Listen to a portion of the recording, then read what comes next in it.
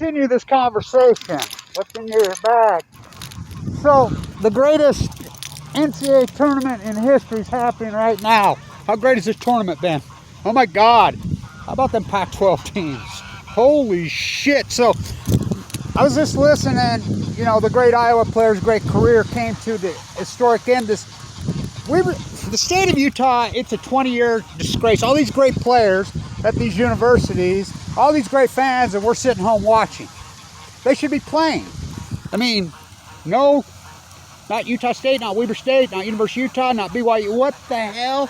So it's irony because Mad Dog Madsen coaches here now. So I'm in Seattle. When Weber State had Florida beat, missed a free throw to go to the Sweet 16, that heartbreak. And I was sitting with President Thompson. I said, you fire a Baglin? You cannot fire this guy. He's the best coach in the history of this state. You can't fire him. You know, Haslam and Miller, I think, are still playing in the NBA on that Florida team. The next game was Stanford and Gonzaga. Nobody even had a clue. Of course, we did. I watched Stockton play here at Weber. Weber beat them by 20, but we knew what Stockton was. Nobody even had a clue about Gonzaga. It just shows you one win can make all the difference in the world. Why are they draining the pond again? Well, there's an argument whether they're going to get rid of it or not. These domestic geese aren't supposed to be here. The wild ones, somebody just dropped them off. I mean, so weird. What do they drain the pond? So let's talk about this. I was at that game. Stanford. Montgomery coached that team, didn't he? He's another Montana guy. I mean, all roads lead to this. Used to lead to the Big Sky, you know. But the drought in the Big Sky is a disgrace. It's an embarrassment. The greatest NCAA tournament in history. How about the player at Iowa? What a career. This Illinois Loyola team, they remind me of that 95 Weber State team. So well coached, so put together, such great thinkers, whatever. I hope that team wins it all. I love watching those guys play. It's like it's beautiful basketball. I mean, beautiful how they play and how they're coached. So, I'm at that game. Huge favorite, Stanford. Mad Dog, you know, the Mad Mormon, Madsen, he's on that team. He coaches here now in UBSC. But I've been in a lot of arenas. In the old Swenson Gym with Sojourner, in the Delta Center, the Salt Palace, I remember being in the Delta Center when the Energy Solutions, oh God, don't even get me going that. When in the NBA Finals, I was at all those games, the flu game, the jump game. I mean, the first NBA Finals game there, well, you should have seen that crowd. Oh, how about the Oregon Ducks today? Ha! Wow. So, I've never seen electricity in an arena. I was at Seattle in that game. I'll never forget it. And you could just tell this has changed everything.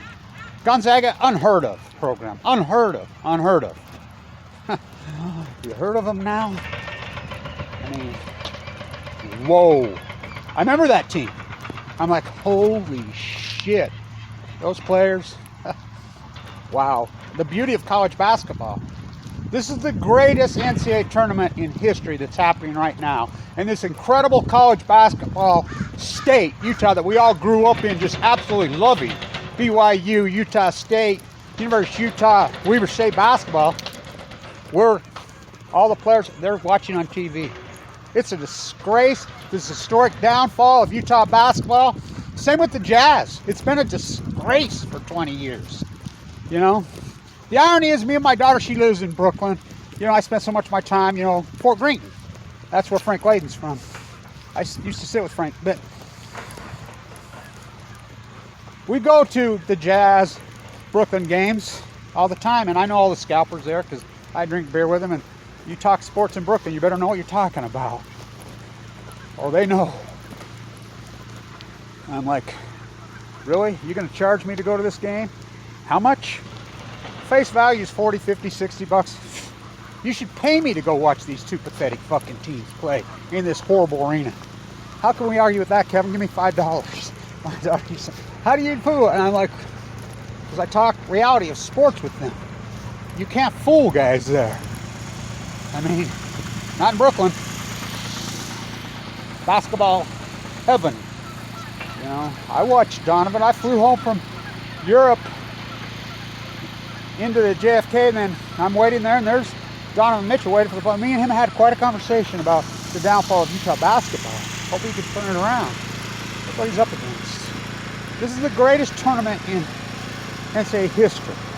It's been so fun. I listen to it on the radio. I love to listen to basketball on the radio. It's been so good. And this embarrassment in Utah, this is a basketball state in a big, big, big way. There's more basketball fans here per capita than anywhere in the world. You know, we rank up there even probably higher than, well, did than North Carolina.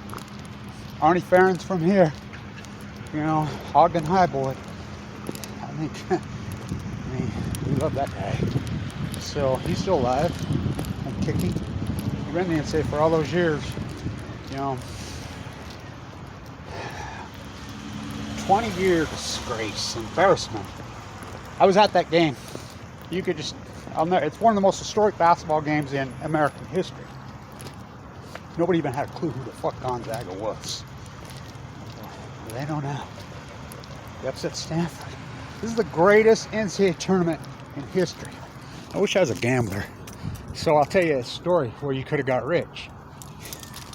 You know, Huggins, the old Cincinnati coach, is at West Virginia. He always loses in the tournament, right? Always. Like clockwork. BYU always overseeded, loses in the first round. Always. Parlay those two together. Who's the other choker? I was thinking about it the other day. They always lose in the first. Texas always loses in the tournament. I got figuring up on a parlay. Money line parlay, those three teams was 63-1. I'm like, I wish I was a gambler, but Cancer took care of that 10 years ago. I'll be in California as soon as I get the money put together and get my typo. I'm watching typo charts, you know, and trying to work it. It's a balancing act, but I want to get these up. I don't care who watches them. I just want to be historic. I was at that game, you know. Had my wig on. I had my Weber State 00. By the way, I wear this shirt because natives play basketball on this very said landscape. Natives in North America played basketball for at least 30,000 years. It's an unarguable fact. They didn't invent the beach hand. It's such a beautiful sport. Great, and the NCAA is dirtbags. You know, Weber State has a great football team here, turning that boat around, but it's an absolute disgrace. It's an embarrassment what's happened to Utah basketball. All the fans, you can't even take a kid to the game. You know, they've outpriced it. As far as the Jazz, that's a whole nother disgraceful thing. But think about it. Maybe the Jazz will play Brooklyn in the NBA Finals. Wouldn't that be something? I don't know. It'd take a titanic shift, you know. But they do have a new owner. But I was at that Gonzaga game. All it takes is one win, and that win changed everything. I think it's one of the most important, because sport mirrors culture. Ask Kobe Bryant. You know, he said that. One of the trainers here at Weber State was one of Kobe's personal trainers. Hey, Kevin, when I used to work for Coach Baglin, Kobe's a numbers guy, a quantum physics guy like you. What do you mean? He says that sports tells the tale of culture before it happens. You know? Wow, what a year, huh? What a year. The greatest NCAA tournament in history. And Weber State's home. Utah State's home. BYU's home. University of Utah's home. That great Pac-12 thing, Utah's the only team